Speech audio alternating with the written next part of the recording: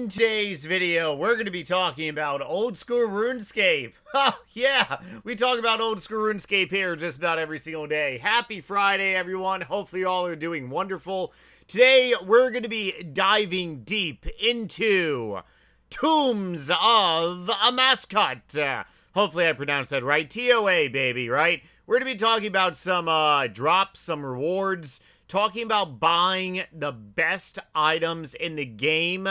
Pretty much, are they worth buying, especially if you are very much kind of pinching some pennies, saving some GP? Because believe it or not, a lot of people on old school RuneScape, or even RuneScape 3, they always wonder, should I buy the best gear, the best items in the game, such as weapons, equipment? Are they just going to go down in value? Am I just going to be losing a lot of GP? So I do want to really talk about that for an episode today. Welcome if you are new. I put out videos on this YouTube channel Monday through Saturday. If you want to follow me further, all my links are down below. Don't be lazy. Click all the buttons, content on my main YouTube channel, Nightmare RH. Social media, X, Facebook, Discord, entirely free to join. Please don't be a spammer. I had to ban some spammers. It's utterly amazing. And I mean, like 99% of spammers are very much bots and stuff, but still, oh man, annoying sometimes, right? Okay, so anyways, buying items, oh, excuse me, sinuses are utterly running low rampant. Okay, so, TOA. We're going to be seeing raids for this autumn. No clear definition of a date just yet, but Jagex has said this fall, aka autumn. Let me know down below if you call autumn autumn or fall fall. Like, it actually is very much different around the world. I'm here in America. A lot of people refer to autumn as autumn. A lot of people refer to fall as fall.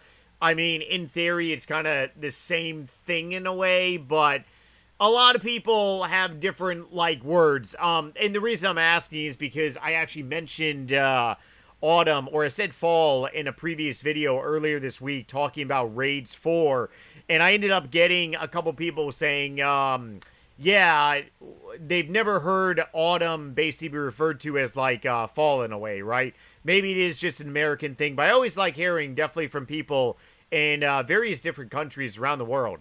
So this autumn, primarily later in this year, we're going to be getting raids 4.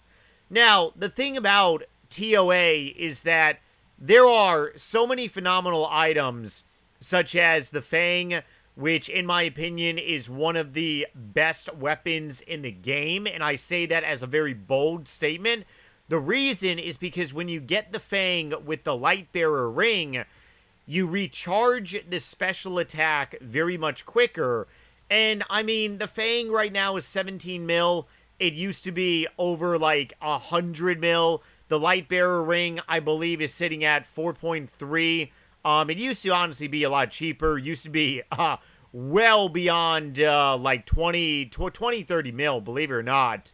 And I mean, obviously the Macaroni armor, I like to call this the Sicilian pizza armor.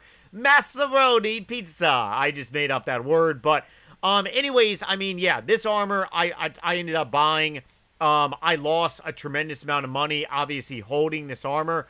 But then again, this armor is level 80, so, I mean, hey, I'm definitely going to be using it for my Slayer grind.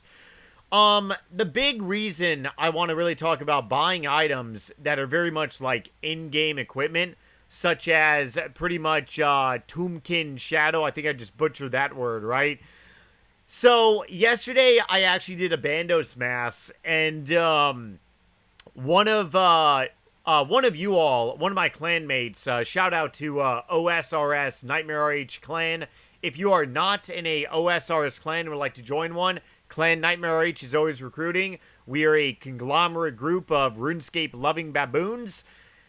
So, this magic weapon is by far, like, do I need to even go ahead and say it is like the OP of the OP type of the staffs? It's pretty much the equivalent of, like, a nauseous staff on RuneScape 3 many, many years ago when the nauseous staff was the most powerful staff, right? Very much, I remember when the Nauseous staff on RuneScape 3 very much was like the best staff. Obviously, there's so many different staffs on RuneScape 3 now. But the whole thing about it is that these items, they are not cheap. And they are designed for people that are going to use them for their full potential. If you go ahead and take this staff to, let's say, Bandos, I mean, in my opinion, you're just losing GP left and right. All these weapons, all these staffs, the Fang, the Fang is really good at Bandos. The Scythe, they're all designed to go to raids, and hence they are a raid item. Kind of like how when Bandos back in the day, even on Old School RuneScape has been out for many, many years now, but when Bandos, or rather when God Wars came out on OSRS back in 2014-ish, for those of you that were on OSRS during that time period, like, people would go to God Wars with an Abyssal Whip, and then they would get a hilt drop, then they would go back and they would fight Bandos and get more hilt drops and sell them in, on the Granite. Well, Granite Exchange wasn't out during 2014 OSRS, but they would basically make a lot of moolah, right? So all these big items are very much designed to very much be raiding equipment. Would I buy one of these, like, in-game weapons and go and do Slayer with it? No, I would be fucking retarded. I'd like... if I am going to spend 780 mil on a end game, when I say end game, I basically mean it is the best of the best of the best of the best of the best, baby. Okay? If I'm going to be spending 780 million GP, not to mention, imagine if you bought this thing when it was at all-time high of 1.8 billion GP, but if I was going to spend 780 million GP, I would be a loony bin to just go and do, like, normal slaying tasks. They're designed to go to raids. Very, very much, like, designed to go to raids. Now, can you take a Scythe and go to Bandos for fun? Sure. Yesterday at Bandos, somebody had a Scythe, and I mean, absolutely. A Scythe at Bandos is literally just going to pulverize Bandos. But is a Scythe better at Bandos, or is it better at raids? It's better at raids. So, is it good to really be buying these weapons for cosmetic looks? And the answer is no. I am very much a cosmetic looking individual on this game, which is the reason why I buy a lot of Third Age items, because Third Age items are very expensive. But on the flip side, Third Age items are super rare to get, and obviously I'm not going to friggin' Bandos and Third Age items. I'd be another Artard as well. But the thing about it is that buying these weapons and using them for their full potential, that's really what they're designed to be used for. A lot of people, whenever I talk about, like, GP and stuff, occasionally I do get some comments asking, in my opinion, like, would it be a good time to buy one of these, like, very super duper weapons? The time I would personally be buying something like this is only if I'm going to be using it for a full potential. I would very much buy, like, a Third Age longsword, because the Third Age longsword is something the average person doesn't have on this game, and it's just a Third Age weapon. It's more of a cosmetic, look. It's not necessarily anything like, you're not going to be taking a Third Age longsword to Bandos. You're not going to be taking a Third Age longsword to friggin' raids, whether it's Chamber of Xurix, Theater of Blood, TOA, or even Raids 4. That would just be, that would be a terrible wasted GP. Now, when it comes to RuneScape 3, items and weapons, gear, they don't hold its value. OSRS, the Scythe has really gone through, like, a lot of very much transitional periods on this game. But I will say this. Hypothetically, if this weapon ever did return to like 500, I mean, buying this weapon at 300 million GP, oh man, winner, winner, chicken dinner. I did not take advantage of that. But then again, I mean, to be honest, I'm not God. I can't predict the future, especially around a virtual video game. It's a little harder. This is not the stock market. This is not like, you know, looking at publicly traded companies' profitability. This is literally just based on game updates. Unless you are part of Jagex, you're not going to know the future, okay?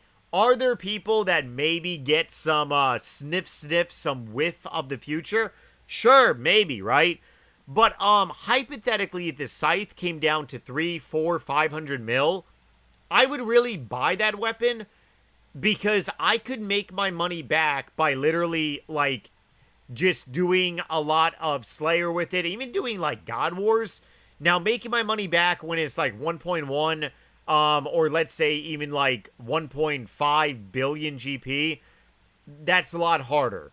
Unless I'm doing raids, and unless I'm, you know, actively engaging in raids, which I just don't have the time for, I'm not going to be making that GP back. I mean, 99 Runecraft is taking me probably a total of like 5 months to get to 99, and I'll probably finish with making about 250 to maybe 300 million GP.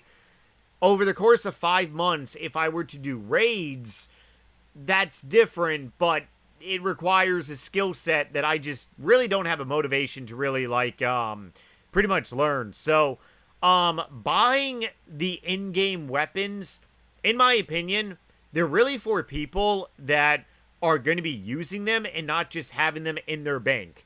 If I were to buy a scythe at 300 mil, okay, maybe it would be a little bit of a cosmetic weapon and I would just, you know, add it to my Hooba Hooba outfit.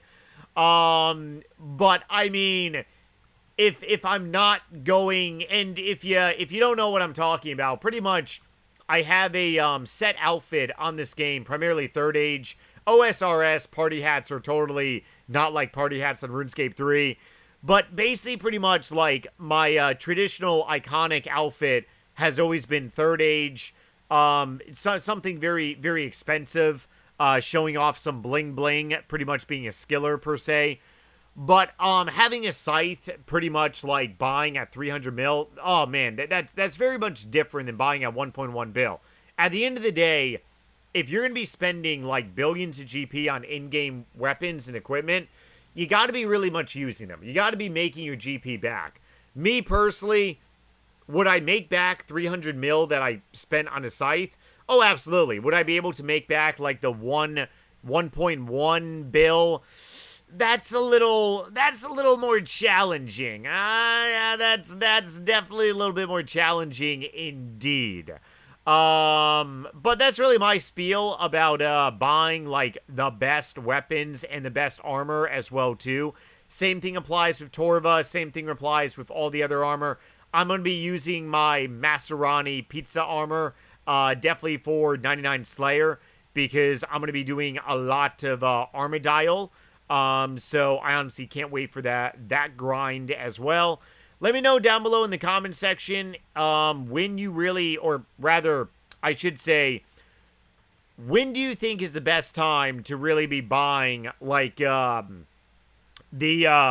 best and most expensive weapons and armor?